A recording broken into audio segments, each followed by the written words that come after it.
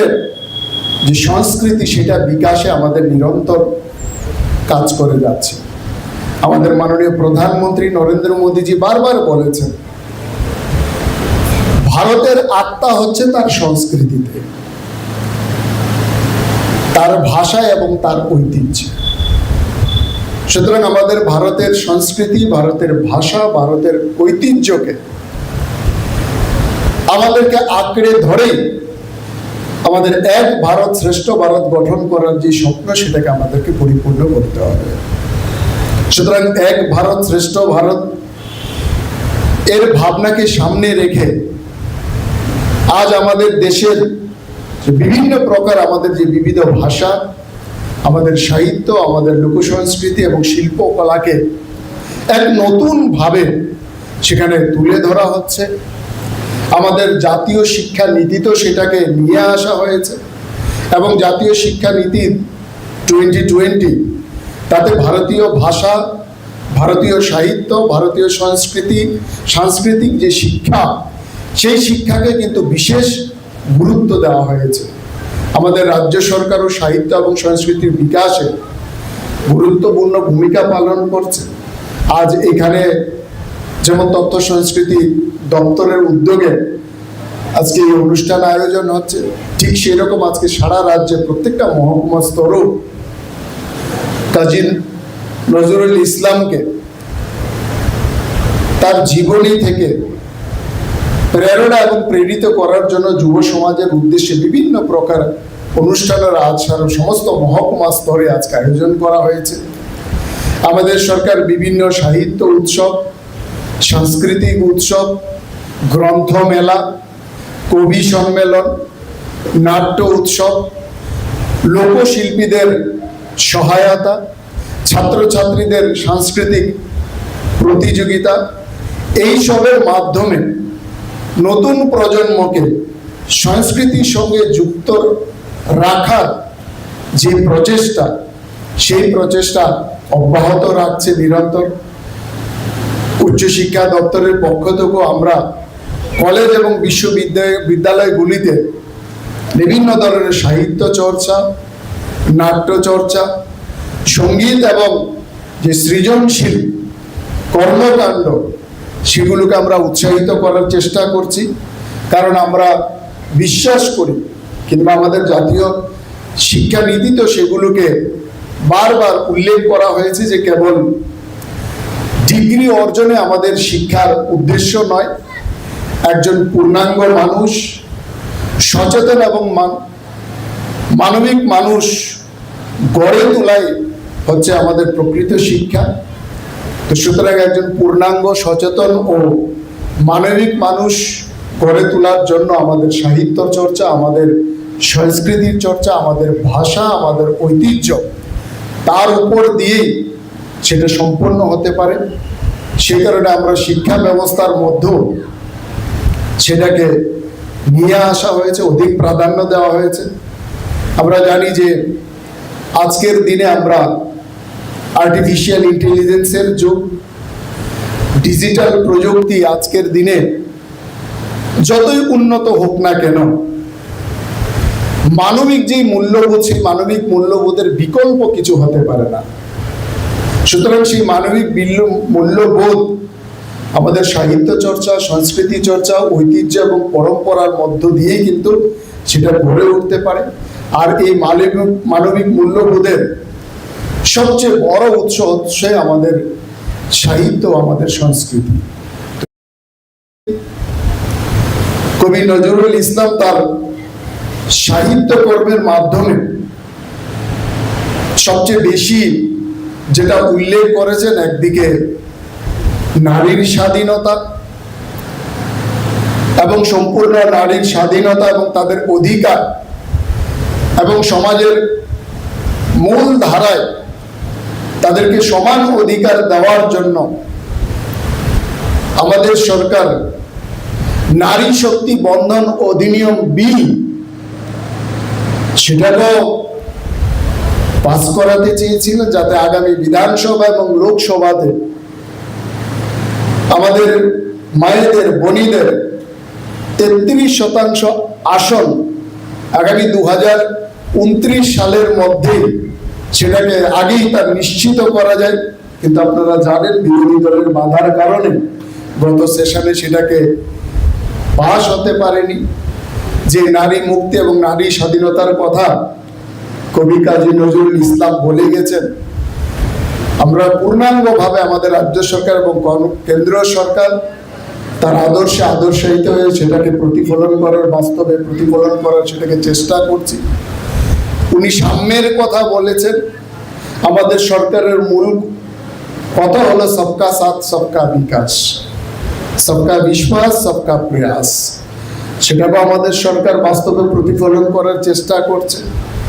শ্রমজীবী মানুষের অধিকার, সেখানেও যত ক্যাটাগরির শ্রমজীবী মানুষ আছে বিশ্বকর্মা যোজনার মাধ্যমে তাদের প্রত্যেকে সশক্তিকরণ, স্বাবলম্বীকরণ ইত্যাদি করার আমাদের সরকার চেষ্টা করেছে। এবং শোষণের বিরুদ্ধে প্রতিবাদকে কবি কাজী নজরুল ইসলাম যে তুলে ধরেছিলেন, প্রত্যেক সমাজ যাতে স্বাবলম্বী হয়, স্বনির্ভর হয়, কেউ যাতে পিছিয়ে না থাকে, সেই দৃষ্টিভঙ্গি নিয়ে সবকা সাথ সবকা বিকাশের দৃষ্টিতে আমাদের সরকার সেখানে কাজ করছে।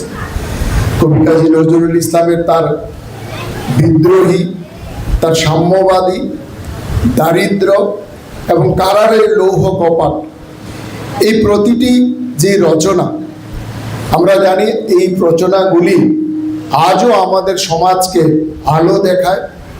আমরা যাতে সময় বার করে এগুলো আমরা সবাই পড়ি, এবং এখানে যারা অভিভাবকরা যারা আছি আমরাও যাতে কবি কাজী নজরুল ইসলামের এই সমস্ত লেখনগুলি আমরা আমাদের নবপ্রজন্মকে আমরা পড়াই। আজ আমাদের, আমি মনে করি প্রত্যেকের দায়িত্ব নতুন প্রজন্মকে শুধুমাত্র প্রযুক্তি নির্ভর নয়, প্রযুক্তি নির্ভরতার পাশাপাশি সংস্কৃতি মনস্ক এবং মূল্যবোধ সম্পন্ন নাগরিক হিসাবে আমাদের গড়ে তোলা। বাড়িতে আমাদের বই পড়ার যে পরিবেশ, সেই পরিবেশ আমাদেরকে বজায় রাখা কিংবা তৈরি করতে হবে। আমাদের বিদ্যালয়ে, আমাদের কলেজ এবং বিশ্ববিদ্যালয়েও সাহিত্য চর্চাকে আরো প্রসারিত করতে হবে। কারণ যে জাতি তার সাহিত্য এবং সংস্কৃতিকে ভুলে যায়, সেই জাতি তার আত্মপরিচয় হারিয়ে ফেলে, এবং আত্মবিস্মৃত জাতি কখনো উন্নত সমাজ, উন্নত দেশ কিংবা উন্নত রাষ্ট্র কখনো গড়ে তুলতে পারে না। তো স্বাভাবিক কারণে আজকের এই পবিত্র অনুষ্ঠানে দাঁড়িয়ে আমরা যদি সত্যি কবি কাজী নজরুল ইসলামকে আমরা শ্রদ্ধা জানাতে চাই, তবে তার আদর্শকে আমাদের জীবনে ধারণ করতে হবে।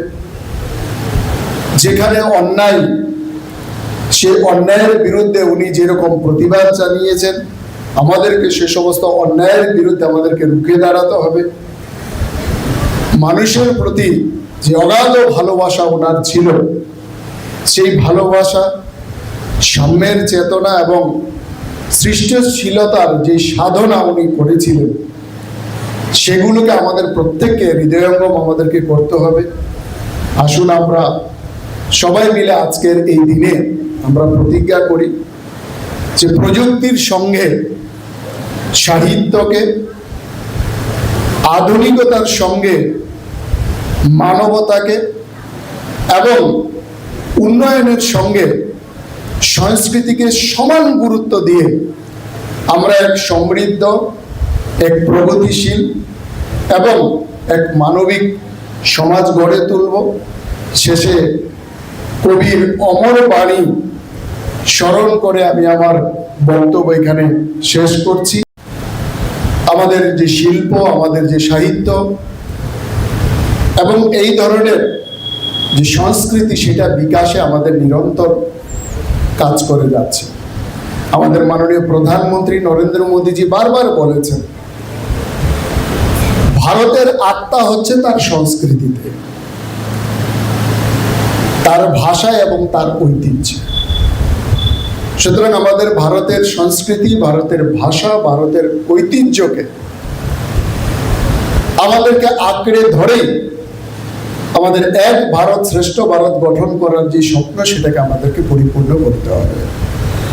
সুতরাং এক ভারত শ্রেষ্ঠ ভারত এর ভাবনাকে সামনে রেখে আজ আমাদের দেশের বিভিন্ন প্রকার আমাদের যে বিবিধ ভাষা, আমাদের সাহিত্য, আমাদের লোকসংস্কৃতি এবং শিল্পকলাকে এক নতুন ভাবে সেখানে তুলে ধরা হচ্ছে। আমাদের জাতীয় শিক্ষা নীতিতেও সেটাকে নিয়ে আসা হয়েছে এবং জাতীয় শিক্ষা নীতি 2020 তাতে ভারতীয় ভাষা, ভারতীয় সাহিত্য, ভারতীয় সাংস্কৃতিক যে শিক্ষা, সেই শিক্ষাকে কিন্তু বিশেষ গুরুত্ব দেওয়া হয়েছে। আমাদের রাজ্য সরকারও সাহিত্য এবং সংস্কৃতির বিকাশে গুরুত্বপূর্ণ ভূমিকা পালন করছে। আজ এখানে যেমন তথ্য সংস্কৃতি দপ্তরের উদ্যোগে আজকে এই অনুষ্ঠান আয়োজন হচ্ছে, ঠিক সেরকম আজকে সারা রাজ্যে প্রত্যেকটা মহকুমা স্তরেও কাজী নজরুল ইসলামকে তার জীবনী থেকে প্রেরণা এবং প্রেরিত করার জন্য যুব সমাজের উদ্দেশ্যে বিভিন্ন প্রকার অনুষ্ঠানের আজ সমস্ত মহকুমা স্তরে আজকে আয়োজন করা হয়েছে। আমাদের সরকার বিভিন্ন সাহিত্য উৎসব, সাংস্কৃতিক উৎসব, গ্রন্থ মেলা, কবি সম্মেলন, নাট্য উৎসব, লোকশিল্পীদের সহায়তা, ছাত্রছাত্রীদের সাংস্কৃতিক প্রতিযোগিতা, এই সবের মাধ্যমে নতুন প্রজন্মকে সংস্কৃতির সঙ্গে যুক্ত রাখার যে প্রচেষ্টা, সেই প্রচেষ্টা অব্যাহত রাখছে নিরন্তর। উচ্চশিক্ষা দপ্তরের পক্ষ থেকেও আমরা কলেজ এবং বিদ্যালয়গুলিতে বিভিন্ন ধরনের সাহিত্য চর্চা, নাট্য চর্চা, সঙ্গীত এবং যে সৃজনশীল কর্মকাণ্ড, সেগুলোকে আমরা উৎসাহিত করার চেষ্টা করছি। কারণ আমরা বিশ্বাস করি, কিংবা আমাদের জাতীয় শিক্ষা নীতিতেও সেগুলোকে বারবার উল্লেখ করা হয়েছে যে কেবল ডিগ্রি অর্জনে আমাদের শিক্ষার উদ্দেশ্য নয়, একজন পূর্ণাঙ্গ মানুষ, সচেতন এবং মানবিক মানুষ গড়ে তোলাই হচ্ছে আমাদের প্রকৃত শিক্ষা। তো সুতরাং একজন পূর্ণাঙ্গ, সচেতন ও মানবিক মানুষ গড়ে তোলার জন্য আমাদের সাহিত্য চর্চা, আমাদের সংস্কৃতির চর্চা, আমাদের ভাষা, আমাদের ঐতিহ্য, তার উপর দিয়েই সেটা সম্পন্ন হতে পারে। সে কারণে আমরা শিক্ষা ব্যবস্থার মধ্যেও সেটাকে নিয়ে আসা হয়েছে, অধিক প্রাধান্য দেওয়া হয়েছে। আমরা জানি যে আজকের দিনে আমরা আর্টিফিশিয়াল ইন্টেলিজেন্সের যুগ,